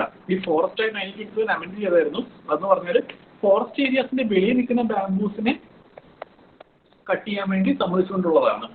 1 ഇല്ല, ബാക്കിയുള്ള 2, 3 സ്റ്റേറ്റ്മെന്റ് അത് നമുക്ക് അറിയാം. ഡയറക്റ്റ് ക്വസ്റ്റൻസ് ആണ്, എൻവയോൺമെന്റ് ബുക്കിന്റെ അകത്തുള്ള ക്വസ്റ്റൻസ് ആണ്. 2006 ആക്ട് പ്രകാരം ഫോറസ്റ്റ് ഡ്വല്ലേഴ്സിന് മൈനർ ഓണർഷിപ്പ് റൈറ്റ്സ് കൊടുക്കുന്ന കാര്യം. One's right to marry the person of choice, article 21 life and ലിബർട്ടിയിൽ വരുന്നതാണ്. പിന്നെ ഇന്ത്യൻ പേറ്റന്റ് ആക്ടിൽ biological process to create a seed can be patent in India. There is no intellectual property appellate board. Second statement എന്തായാലും തെറ്റാണ്, കാരണം appellate ബോർഡില്ലാത്ത സാധനം ഇല്ല. 2 നമുക്ക് ധൈര്യമായിട്ട് എലിമിനേറ്റ് ചെയ്യാൻ പറ്റും. 1 എടുക്കണോ 3 എടുക്കണോ എന്നുള്ളതാണ്. According to Indian patents, that biological process to create seed can be patented. ഒരു പ്രോസസ്സ് ബയോളജിക്കൽ പ്രോസസ്സ് പേറ്റന്റ് ചെയ്യാനായിട്ട് പറ്റില്ല. ഇപ്പൊ ഒരു പ്രത്യേകം ബഡ്ഡിങ് ടെക്നിക്ക്, ഇപ്പം ഒരു സീഡ് ഒരു പ്രത്യേക രീതിയിലൊരു ബഡ്ഡിങ് ടെക്നിക്ക് ഉപയോഗിച്ചോ വലിയൊരു സീഡ് ഉണ്ടാക്കുന്നു, അത് വേറെ ആരും ഉണ്ടാക്കരുതെന്ന് ഒരിക്കലും പറയാൻ പറ്റില്ല. കാരണം അത് എന്താ പറയാ, മാർക്കറ്റ് ചെയ്യരുതെന്ന് പറയാം. അത് ഈ പറഞ്ഞ പോലെ പേഴ്സണൽ കൺസെപ്ഷൻ മാത്രമേ ഉപയോഗിക്കാവുള്ളൂ, അല്ലെങ്കിൽ അത് മാർക്കറ്റ് ചെയ്യില്ല എന്ന് പറയാം. പക്ഷെ ആ ഒരു പ്രോസസ്സ് തന്നെ പേറ്റന്റ് ചെയ്ത് വേറെ ആരും ഉപയോഗിക്കാൻ പാടില്ല എന്ന് ഒരിക്കലും പറയാൻ പറ്റില്ല. ആൻസർ സി ആണ്. Environment protection act. Environment protection ആക്ടിന്റെ അകത്ത് പറയുന്നതെന്ന് പറഞ്ഞാൽ state the requirement of public participation in the process of environment protection and the procedure and manner in which it is sought. Environment protection ആക്ടിൽ പറയുന്നത് the government is empowered to state the requirement of public participation and also lay down the standards for emission or discharge of environmental pollutants from various sources. ഇതിന്റെ answer എന്താ പറയാ, UPSC കീയിൽ കൊടുത്തിരിക്കുന്ന answer B ആണ്, ട്യൂളി ആണ്. പക്ഷെ ഞാൻ നേരത്തെ പറഞ്ഞ പോലെ ലോജിക്കലി നമ്മൾ എഴുതുമ്പോഴേക്കും നമുക്ക് ഫസ്റ്റ് സ്റ്റേറ്റ്മെന്റ് തെറ്റാന്ന് ഒരിക്കലും പറയാൻ പറ്റില്ല. കാരണം എൻവയോൺമെന്റൽ ഇമ്പാക്ട് അസസ്മെന്റ് പോലുള്ള സാധനങ്ങൾ അതൊരു it state the requirement of public participation in the process of environment protection ആണ്, എൻവയോൺമെന്റ് ഇമ്പാക്ട് അസസ്മെന്റ്. അപ്പൊ അങ്ങനെയൊക്കെയുള്ള ഒരുപാട് കാര്യങ്ങൾ ഉള്ളതുകൊണ്ട് obviously answer should be both 1 and 2. പക്ഷെ UPSC കീയിൽ ആൻസർ ബി ആണ്, ട്യൂളി ആണ്. അപ്പം നേരത്തെ പറഞ്ഞ പോലെ എനിക്ക് അതിന്റെ ലോജിക്ക് മനസ്സിലായില്ല. ഇതേപോലെ നമുക്ക് സൗണ്ട് ലോജിക് ആണെങ്കിലും തെറ്റുന്ന ക്വസ്റ്റ്യൻസ് കാണും എന്ന് മാത്രം മനസ്സിലാക്കിയാൽ മതി. പക്ഷെ അത് എക്സെപ്ഷൻസ് ആണ്. 100 എടുക്കുമ്പോൾ 1 2 എണ്ണം വരും, ഡസന്റ് മാറ്റർ. നമ്മളൊരു 10-80 എണ്ണം നമ്മൾ അതുകൊണ്ട് കറക്റ്റ് ആക്കാൻ പറ്റും. സോളിഡ് വേസ്റ്റ് മാനേജ്മെന്റ് റൂൾസ്, ഇതൊരു ഡയറക്റ്റ് ക്വസ്റ്റ്യൻ ആണ്, ഭയങ്കര സ്പെസിഫിക് ക്വസ്റ്റ്യൻ ആണ്. ഇതിൻ്റെ അകത്ത് ആക്ച്വലി വേസ്റ്റ് ജനറേഷൻ എന്ന് പറഞ്ഞു കഴിഞ്ഞാൽ 3 സെറ്റായിട്ടാണ് അഗ്രിഗേറ്റ് ചെയ്യുന്നത്. നമ്മൾ യൂഷ്വലി ഹോസ്പിറ്റൽസൊക്കെ പോകുമ്പോൾ കാണാനായിട്ട് പറ്റും. നോട്ടിഫൈഡ് അർബൻ ലോക്കൽ ബോഡീസിലും ഇൻഡസ്ട്രിയൽ ടൗൺഷിപ്പിലും മാത്രമേ ഇത് പറ്റത്തുള്ളൂ. അതൊരു അബ്സെന്റ് സ്റ്റേറ്റ്മെന്റ് ആണ്, അത് എലിമിനേറ്റ് ചെയ്യാൻ പറ്റും. ഇത് actually it provides for exact and elaborate criteria for identification of sites for landfill. Exact criteria ഈ ലോയിൽ എടുത്ത് പറഞ്ഞിട്ടുണ്ടെന്ന്. അതും ഈ പറഞ്ഞ പോലെ നമുക്ക് ഉണ്ടാവാൻ സാധ്യതയുണ്ടോ എന്നൊരു ഡൗട്ട് തോന്നാം.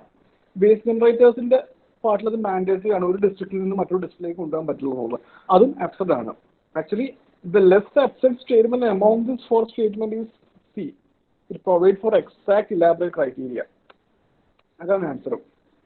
ഫിക്സഡ് ടൈം എംപ്ലോയ്മെന്റ് ഒരു കറണ്ട് അഫയർ ക്വസ്റ്റൻ ആണ്. അത് കുറച്ചും കൂടി ഈസ് ഓഫ് ബിസിനസ് കൂട്ടാൻ വേണ്ടിയാണ്. പെട്ടെന്ന് നമുക്ക് ആളുകളെ ഹയർ ചെയ്യാനും പറ്റും. സർവീസ് ഏരിയ അപ്രോച്ച് അതും കറണ്ട് അഫയേഴ്സ് ക്വസ്റ്റൻ ആണ്. ലീഡ് ബാങ്ക് സ്കീമാണ്. അത് കറണ്ട് അഫയേഴ്സിലൊന്ന് ഭയങ്കര പ്രൊമിനൻ്റ് നിന്നുകൊണ്ടാണ്. അത് എക്സ്പ്ലെയിൻ ചെയ്തിട്ട് അതൊന്നുമില്ല. സാൻഡ് എന്ന് പറയുന്ന ഒരു മൈനർ മിനറലാണ്. സ്റ്റേറ്റ് ഗവൺമെന്റ് ആണ് മൈനർ മിനറൽസ് കൺട്രോൾ ചെയ്യുന്നത്. അതുപോലെ തന്നെ സ്റ്റേറ്റ് ഗവൺമെന്റ്സിനാണ് ഇത് മൈനർ മിനറലുമായിട്ട് ബന്ധപ്പെട്ടുള്ള റൂളുകൾ ഫ്രെയിം ചെയ്യാനുള്ള അധികാരമുള്ളതും. ആൻസർ എ ആണ്. 63. ഇന്ത്യയുടെ എക്സ്റ്റേണൽ ഡെപ്റ്റ് എന്ന് പറഞ്ഞു കഴിഞ്ഞാൽ ഗവൺമെന്റ് എൻറ്റിറ്റീസ് അല്ല, അത് പ്രൈവറ്റ് എൻറ്റിറ്റീസ് ആണ്. അതേപോലെ തന്നെ എക്സ്റ്റേണൽ ഡെപ്റ്റ് എന്ന് പറഞ്ഞാൽ US$ മാത്രമല്ല, അത് പല കറൻസിയിലുണ്ട്. അസറ്റിൽ ഉൾപ്പെടാത്തത് എന്താണ്? ഡയറക്റ്റ് ക്വസ്റ്റൻ ആണ്. ഡെപ്പോസിറ്റ്സ് ആണ്. ബാക്കിയുള്ളതെല്ലാം similar നേച്ചറിലുള്ളതാണ്. 65. In Indian context, which of the following factors are contributors to reducing the risk of currency crisis? Government expenditure കൂട്ടുന്നതും കറൻസി ക്രൈസിസും തമ്മിലൊരു ബന്ധവുമില്ല. കറൻസി ക്രൈസിസ് എന്ന് പറഞ്ഞു കഴിഞ്ഞാൽ ആക്ച്വലി അത് ഫോറിൻ റിസർവുമായിട്ട് ബന്ധപ്പെട്ട ഒരു സാധനമാണ്. ഗവൺമെന്റ് എക്സ്പെൻഡിച്ചർ കുറച്ചേലും കൂട്ടിയാലും നമുക്ക് വലിയ ബന്ധമൊന്നുമില്ല. ബി ആണ് ആൻസർ. 66. ഡയറക്റ്റ് ക്വസ്റ്റൻ ആണ്. ഗവർണറിന്റെ ക്രൈറ്റീരിയ, ഗവർണറിന്റെ അപ്പോയിന്റ്മെന്റുമായിട്ട് ബന്ധപ്പെട്ട് സജഷൻ കൊടുക്കുന്ന കമ്മിറ്റി ഏതാണ്? സെക്രട്ടറി കമ്മിറ്റിയാണ്. പിന്നെ അതുപോലെ തന്നെ രജിസ്റ്റേർഡ് പോർട്ട്ഫോളിയോ ഇൻവെസ്റ്റേഴ്സിന്, ഓവർസീസ് ഇൻവെസ്റ്റേഴ്സിന് ഇഷ്യൂ ചെയ്യുന്ന താഴെ പറയുന്ന സാധനം എന്താണ്? പാർട്ടിസിപ്പേറ്ററി നോട്ടാണ്. അവരുടെ ഐഡന്റിറ്റി റിവീൽ ചെയ്യാതെ തന്നെ ഇന്ത്യയിലെ മാർക്കറ്റ്സിൽ ഇൻവെസ്റ്റ്മെന്റ് നടത്താനുള്ള മീൻസ് ആണ് പാർട്ടിസിപ്പേറ്ററി നോട്ട് എന്ന് പറഞ്ഞാൽ. CAMPA, compensatory afforestation fund management and planning authority exist both national and state level. ശരിയാണ്. പീപ്പിളിന്റെ പാർട്ടിസിപ്പേഷൻ മാൻഡേറ്ററി ആണെന്ന്. അതായത് ഈ അഫോറസ്റ്റേഷൻ മെത്തേഡിൽ പീപ്പിളിന്റെ പാർട്ടിസിപ്പേഷൻ മാൻഡേറ്ററി ആണ്. അവർ ഇല്ലാതെ പറ്റില്ല, അവരിത് നടത്തത്തില്ല. അവരില്ലാന്നുണ്ടെങ്കിൽ അവരെ നിർബന്ധിച്ച് കൊണ്ടുവന്നിരിക്കും. അതൊക്കെ എക്സ്ട്രീം സ്റ്റേറ്റ്മെന്റുകളാണ്. ആൻസർ എ ആണ്. 69. താഴെ പറയുന്നത് ഏതൊക്കെയാണ് ഇൻഡിപെൻഡന്റ് ആയിട്ടുള്ള റെഗുലേറ്റേഴ്സ് എന്ന്? നീതി ആയോഗ് ഒരു റെഗുലേറ്റർ എന്നറിയാം, അതൊരു അഡ്വൈസറി ബോഡിയാണ്. 5 പോട്ടെ. Financial sector legislative reforms commission, അതൊരു റിഫോംസ് കമ്മീഷനാണ്. അതും ഈ പറഞ്ഞ പോലെ ഒരു റെഗുലേറ്ററി ബോഡി അല്ലാന്ന് തോന്നും, പക്ഷെ നമുക്കൊരു ഡൗട്ട് കാണും റിഫോംസ് കമ്മീഷൻ എന്ന് പറയുമ്പോൾ. Finance commission we know for sure, അതൊരു റെഗുലേറ്ററി ബോഡി അല്ല, അതൊരു അഡ്വൈസറി ബോഡിയാണ്. ആൻസർ എ ആണ്. ഇന്ത്യയുടെ 5 ഇയർ പ്ലാനുമായിട്ട് ബന്ധപ്പെട്ട് താഴെ പറയുന്നത് ഏതൊക്കെയാണ് ശരിയെന്നുള്ളത്.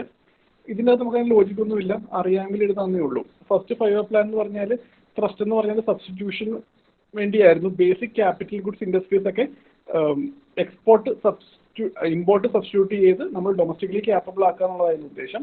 4th 5 ഇയർ പ്ലാനിലാണ് ഈ പറഞ്ഞ പോലെ ആ ഒരു പോവർട്ടി എലിമിനേഷൻ ടെക്നിക്കുകളൊക്കെ, പോവർട്ടി എലിമിനേഷൻ മെത്തേഡ്സ് കുറച്ചും കൂടെ സ്ട്രോങ് ആയിട്ട് എടുക്കാൻ തുടങ്ങിയത്.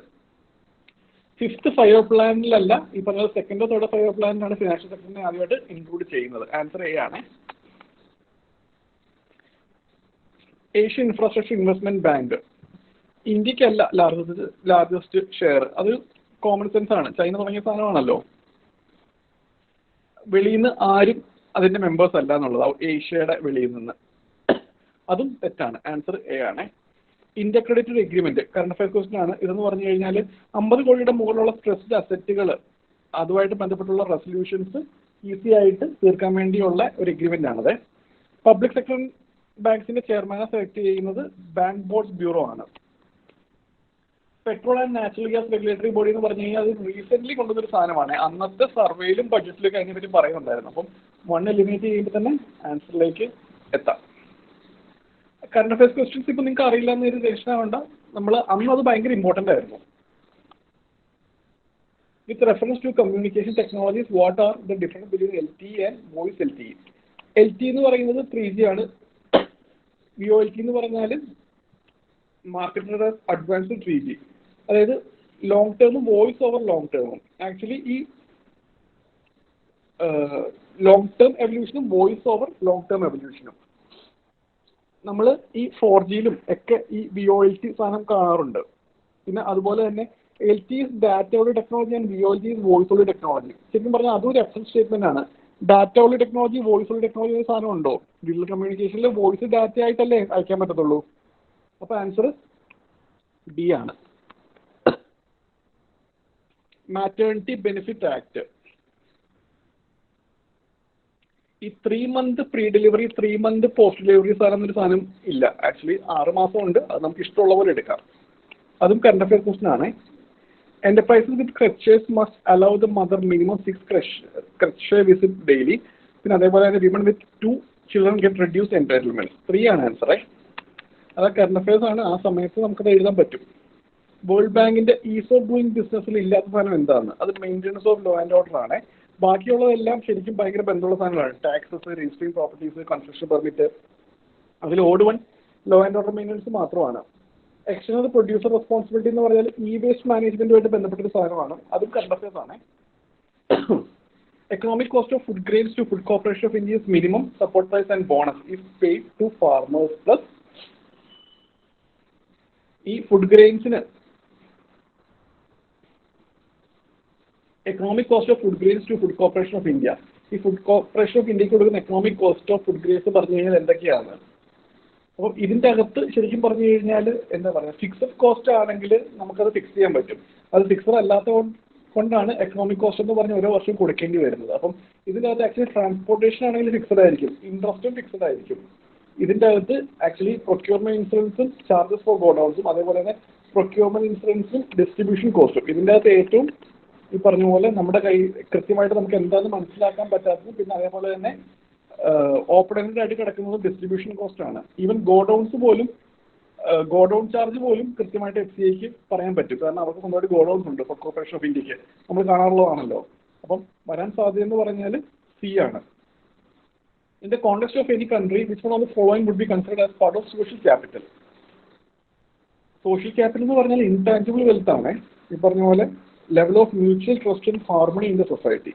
അതാണ് എൻ്റെ ആൻസർ. 81. ഹൈക്കോർട്സിന് സെൻട്രൽ ലോ കോൺസ്റ്റിറ്റ്യൂഷണലി ഇൻവാലിഡ് ആയിട്ട് പറ്റില്ല എന്നുള്ളത്, ജുഡീഷ്യൽ റിവ്യൂ ഹൈക്കോർട്ടിന് ഇല്ല എന്നാണ് പറയുന്നത്. അത് തെറ്റാണല്ലോ. അമെൻമെന്റ് to the constitution of India cannot be called in question by Supreme Court of India.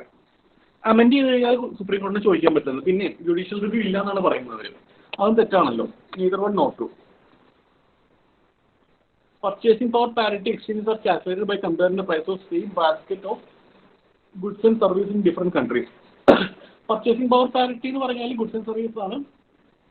Nominal exchange rate എന്ന് പറയുന്നതാണ് ഈ പറഞ്ഞ പോലെ കറൻസിയുടെ കൺവേർഷൻ റേറ്റ് നോക്കിയിട്ട് നമ്മൾ തീരുമാനിക്കുന്നത്. PPP ഡോളേഴ്സിൽ ഇന്ത്യ 6th അല്ല 4th ആണ്. ആൻസർ എ ആണ്. 83. കൾട്ടിവേഷൻ ഓഫ് കാരി crops in India in last 5 years. നേരത്തെ പറഞ്ഞ പോലെ സ്റ്റഡി ഡിക്രീസ് എന്ന് പറഞ്ഞാൽ കൊടുത്തിരിക്കുന്നതേ, അത് ശരിക്കും നമ്മൾ 2020 കണ്ട പോലെ തന്നെ സ്റ്റഡി ഡിക്രീസ് അങ്ങനത്തെ സാധനങ്ങളെല്ലാം തെറ്റാകാനാണ് സാധ്യത. ഇതൊരു തമ്പ്രൂടായിട്ട് എടുക്കരുത്. ഇത് കണ്ടു കഴിയുമ്പോൾ ഇറ്റ് കോൾസ് ഫോർ എന്താ പറയുന്നത് എ ക്ലോസർ സ്ക്രൂട്ടണി. അങ്ങനെ മാത്രം നിങ്ങൾ വിചാരിച്ചാൽ മതി. സ്റ്റഡി എന്നുള്ള സാധനങ്ങളൊക്കെ അതൊക്കെ ആദ്യം വായിക്കുമ്പോൾ മാർക്ക് ചെയ്ത് വെക്കണം. എന്നിട്ട് പിന്നെ വായിച്ച് നോക്കണം. അപ്പം സെൻസിബിൾ അല്ലാത്ത എന്തെങ്കിലും ഒരു തോന്നൽ വന്നാൽ തന്നെ അത് എലിമിനേറ്റ് ചെയ്യുക. 84. ഏറ്റവും കൂടുതൽ വാല്യൂ താഴെ പറയുന്ന സാധനത്തിന് എന്താണ്? ഇതൊരു ഡയറക്റ്റ് സിമ്പിൾ ക്വസ്റ്റൻ ആണ്. നമുക്ക് അറിയേണ്ട കാര്യമൊന്നുമില്ല. Spice, fresh fruit, Pulsar, vegetable oils. ഏറ്റവും കൂടുതൽ വില എന്തായിരിക്കും? ഓയിലിനായിരിക്കുമല്ലോ. ആൻസർ ഡി ആണ്. ലിബർട്ടി എന്ന് പറഞ്ഞാൽ എന്താണെന്ന്. ലിബർട്ടി എന്ന് പറഞ്ഞാൽ ഏറ്റവും പൊളിറ്റിക്കലി റൈറ്റ് ആയിട്ട് ഇതിൻ്റെ കൊടുക്കുന്ന സ്റ്റേറ്റ്മെന്റ് എന്ന് പറഞ്ഞാൽ opportunity to develop oneself fully ആണ്. Question number 86. നമ്മൾ 2020 കണ്ട അതേ ചോദ്യമാണ്. ഈ പറഞ്ഞ പോലെ സ്ലൈഡ് ഓഫ് ഇന്ത്യൻ റുപ്പി അതേ രീതിയിലുള്ളൊരു ചോദ്യമാണ്. താഴെ പറഞ്ഞാൽ എന്തായിരിക്കും ചെയ്യാതിരിക്കുന്നതെന്ന്, ചെയ്യേണ്ട കാര്യമില്ലാത്തതെന്ന്. ഫോളോയിങ് എക്സ്പാൻഷണറി മോണിറ്ററി പോളിസിയാണ്. റിസർവ് ബാങ്ക് ഓഫ് ഇന്ത്യയുടെ storage and payment system data ദിക്ത, അതായത് എങ്ങനെ ഡാറ്റ സ്റ്റോർ ചെയ്യണമെന്നൊക്കെയുള്ള റിസർവ് ബാങ്കിൻ്റെ ഒരു ഡയറക്റ്റീവ് ആണ്. അതിൽ താഴെ പറയുന്നത് എന്താണ് ഇല്ലാത്തതെന്നാണ്. ഇത് വായിച്ചു നോക്കുമ്പോൾ നിങ്ങൾക്ക് മനസ്സിലാവും. തേർഡ് സ്റ്റേറ്റ്മെന്റ് ഒന്ന് വായിച്ചു നോക്കിയാൽ അവർ പറയുന്നത് പറഞ്ഞാൽ പ്രൈവറ്റ് പാർട്ടീസ് അവരുടെ ഫുൾ ഓഡിറ്റ് റിപ്പോർട്ട് സബ്മിറ്റ് ചെയ്യണം. അത് controller and auditor general of ഇന്ത്യക്ക് സബ്മിറ്റ് ചെയ്യണം. പുള്ളി അത് റിവ്യൂ ചെയ്ത് കൊടുക്കും. ഈ CAG ഒരു ഇൻഡിപെൻഡന്റ് ബോഡിയാണ്. CAGക്ക് കൊണ്ട് സബ്മിറ്റ് ചെയ്യണമെന്ന് പറയാൻ RBI ആരാ? സത്യം പറഞ്ഞാൽ അത് ഭയങ്കര അപ്സെറ്റ് ആയിട്ടുള്ള സ്റ്റേറ്റ്മെന്റ് ആണ്. Think about it. പിന്നെ അതുപോലെ തന്നെ പബ്ലിക് സെക്ടർ എന്റർപ്രൈസസ് മാത്രമേ ഈ ഡാറ്റാസ് ഓപ്പറേറ്റ് ചെയ്യാൻ പാടുള്ളൂ. പബ്ലിക് സെക്ടർ എന്റർപ്രൈസസ് അതും RBIയുടെ കയ്യിലുള്ള സാധനം. അത് ഇപ്പോൾ ഒരു പ്രൈവറ്റ് എൻറ്റിറ്റി നമ്മുടെ കമ്പനി തുടങ്ങുന്നു, അവർക്ക് പബ്ലിക് സെക്ടറിന് അടുത്ത് ആവശ്യപ്പെടാൻ പറ്റുമോ ഞങ്ങളുടെ സാധനം നിങ്ങൾ നോക്കണം എന്ന്? അതും ഭയങ്കര എന്താ പറയുന്നത് അബ്സർവായിട്ടൊരു സ്റ്റേറ്റ്മെന്റ് ടു ആണ് ആൻസർ. താഴെ പറയുന്ന ഏതാണ് ജനറൽ ഡാറ്റ പ്രൊട്ടക്ഷൻ റെഗുലേഷൻ എന്ന് പറയുന്ന സാധനം കൊണ്ടുവന്നത്? യൂറോപ്യൻ യൂണിയൻ ആണ്, കറണ്ട് അഫയേഴ്സ് ആണ്. Action plan for prioritisation implementation of corporation areas in nuclear field, റഷ്യയാണ്. അതും കറണ്ട് അഫയേഴ്സ് ക്വസ്റ്റൻ ആണ്. Money multiplier in an economy കൂടണമെങ്കിൽ ആളുകളുടെ ബാങ്കിങ് സ്വഭാവം കൂടണം, എങ്കിൽ മാത്രമേ കൂടുതൽ പൈസ വിഡ്രോ ചെയ്യത്തുള്ളൂ. ഓഗ്മെന്റഡ് റിയാലിറ്റി, വെർച്വൽ റിയാലിറ്റി, ഒരു സിമ്പിൾ ക്വസ്റ്റൻ ആണ്, അതിന്റെ ഡെഫിനിഷൻ തിരിച്ചു കൊടുത്തിരിക്കില്ല.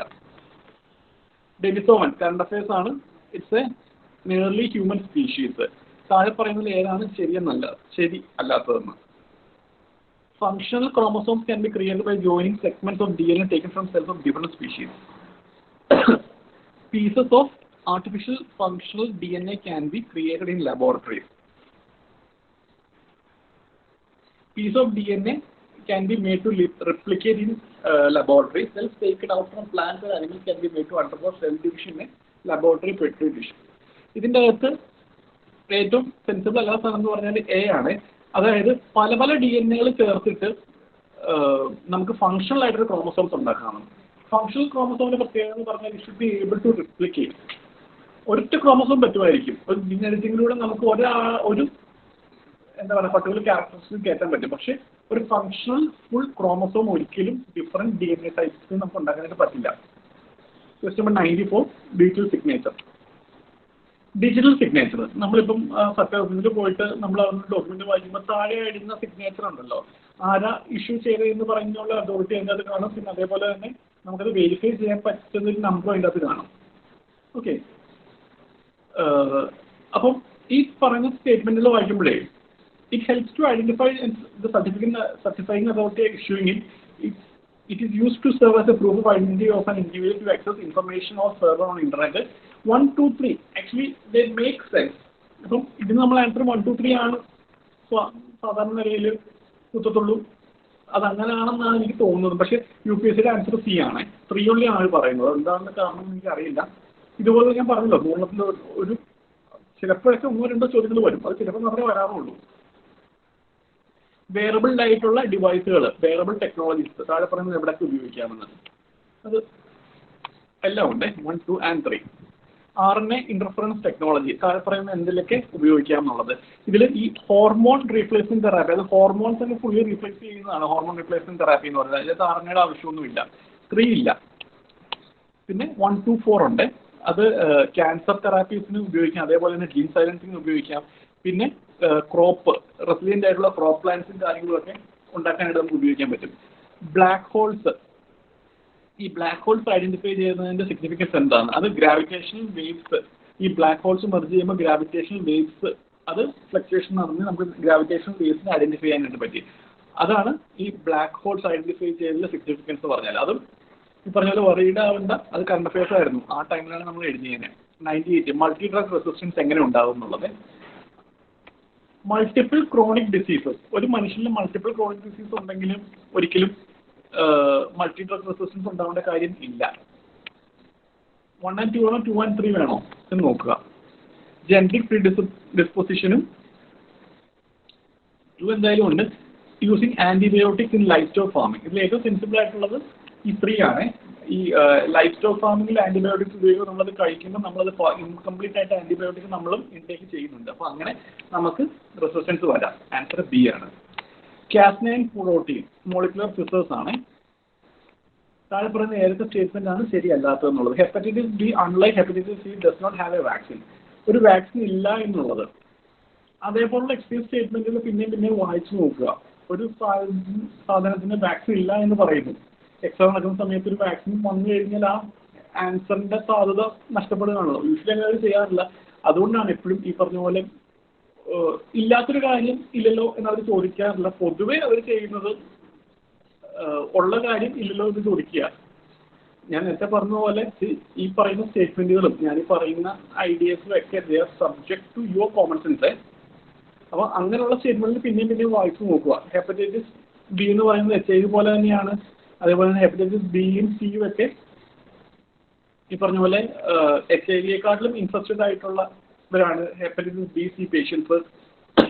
പിന്നെ അതേപോലെ തന്നെ സിംറ്റംസ് ഇല്ലാതെ അവർ പോകാറുണ്ട് hepatitis B C patients. Answer B ആണ്.